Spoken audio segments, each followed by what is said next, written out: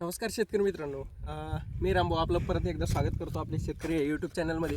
तर शेतकरी मित्रांनो, भरपूर शेतकरी असे आहेत की जे खरबूजची लागवड जोराशोरानं चालू आहे. भरपूर शेतकरी चांगल्या पद्धतीनं तयारी पण करत आहे. तर शेतकरी मित्रांनो, आपलं जसं लास्ट टाईम आपण खरबूज केलं होतं, टनेज पण चांगलं काढलं, एक क्वालिटी पण काढली होती आणि शेवटपर्यंत आपलं प्लॉटची जी कंडिशन होती ती आपण टिकून ठेवली होती. हे सगळं तुम्हाला माहीत आहे. तर शेतकरी मित्रांनो, यंदा पण आपण या 16,000 रोपाची लागवड करत आहोत. त्यासाठी आपण आपलं बेसल डोस पण तयार केला आहे. आणि तुम्ही बेड बघू शकता कशा पद्धतीनं आपले बेड आहेत. तर शेतकरी मित्रांनो, आपले जे बेड आहेत ते जवळपास आपले 2.5 पावणे 3 अशी वरची जी रुंदी आहे ती असते, जेणेकरून आपल्याला डबल लॅटरल त्याच्यावर टाकता आली पाहिजे आणि आपलं जे रोपाची लागवड आहे ती व्यवस्थित अंतरावर आली पाहिजे. आणि त्यासाठीच आपण भेसळ डोस प्रत्येकी 8,000 रोपाला वेगवेगळं केलं आहे. तर भेसळ डोसमध्ये आपण 10-26-26च्या 2 बॅगा वापरल्यात. सिंगल सुपर फॉस्फेटच्या 2 बॅग आहेत. लिंबोळी पेंट 2 बॅग आहेत.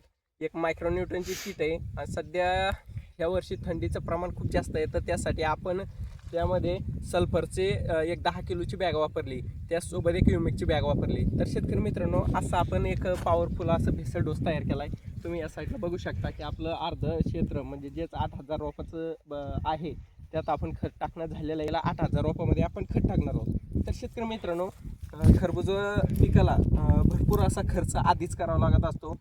नंतर एवढं खर्च येत नाही. सुरुवातीलाच भेसळ डोस असेल, तुमचं क्रॉप कव्हर, मल्चिंग, ठिबक, या सगळ्या गोष्टींचं भरपूर असं खर्च येत असतो. तर तिथं शेतकरी घाबरतात. नंतर शेतकरी मित्रांनो, ह्या पिकाला जास्त खर्च नाही आहे. व्यवस्थित नियोजन, चांगल्या पद्धतीचे स्प्रे घेतले तर तुमचं प्लॉट एकदम छान आणि सुंदर प्रकारे मेंटेन होतं. चांगल्या क्वालिटीचं माल निघतं आणि माल पण असा भरघोस निघतं. तर शेतकरी मित्रांनो, यंदा आपण 16,000 रोपाची लागवड करणार आहोत. आपला अंदाज आहे तेवढं 16,000 रोपाचं. आता लागवड सुरू झाल्यानंतर आपल्याला नक्कीच कळेल की ह्याच्यामध्ये 16,000 रोपं बसणार आहे की 15,000 रोपं बसणार आहे. तर शेतकरी मित्रांनो, अशा प्रकारे कधी रुंदीचे बेडं तुम्ही कधी बनवले तर तुमच्या एका एकरमध्ये 14,000 रोपं बसतात. म्हणजे तुम्हीच 2 एकरचं जे उत्पन्न आहे तुम्ही नक्कीच एका एकरमध्ये काढू शकता. नाही त्यात तर 1.5 एकरचं उत्पन्न तुम्ही हमखास एका एकरमध्ये काढू शकता. जेणेकरून तुमचं जे अर्ध्या एकरचं म्हणजे जेच वरचं 17 टनाच्या वरचं जे माल निघणार ते तुमचं खर्चामध्ये मायनस होईन आणि तुम्हाला निव्वळ प्रॉफिट हा एका एकरचा असेल.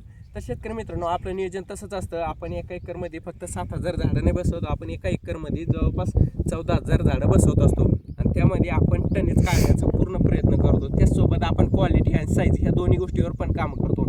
तुम्ही लास्ट टाईम माझं प्लॉट बघितला असेल की कशा पद्धतीचा होता. तर शेतकरी मित्रांनो, अशा प्रकारे आपण नियोजन केलं आहे. त्याचसोबत आता बेसल डोस चांगल्या प्रकारे आपण मिक्स करून घेणार आहे. तुम्ही पण अशाच प्रकारे नियोजन करा, चांगल्या प्रकारचा माल काढा, जेणेकरून तुम्हाला कमी क्षेत्रामध्ये चांगलं उत्पन्न होईल. आणि शेतकरी मित्रांनो, खर्च तुमच्या बजेटच्या हिशोबानं करा, कारण रासायनिक खत हे खूप असं महाग जात आहे.